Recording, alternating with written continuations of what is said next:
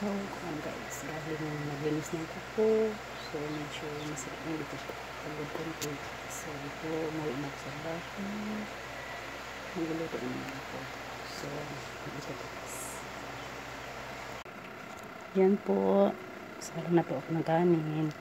Para mamaya, ready to eat na lang po yung mga student ko.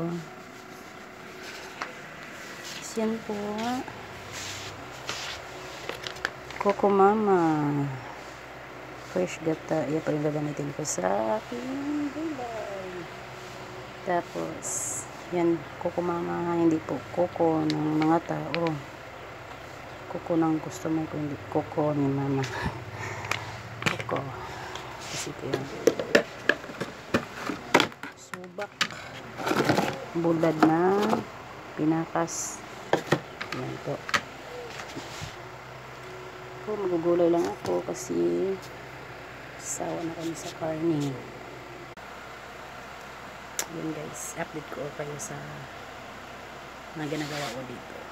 Update ko kayo ng para ma-update ng mga marites kung ano may hanap buhay ko dito. Buhay dito sa Pampanga. So yung pinils ko nasira na ako. Nasira na. So okay pa naman siya. So, maghiwa na ito ng gulay kasi darating na maya yung customer ko. Darating na siya yung mamaya. So, need ko lang ito hiwa-hiwain para makaluto na ako habang hindi pa siya dumating. So,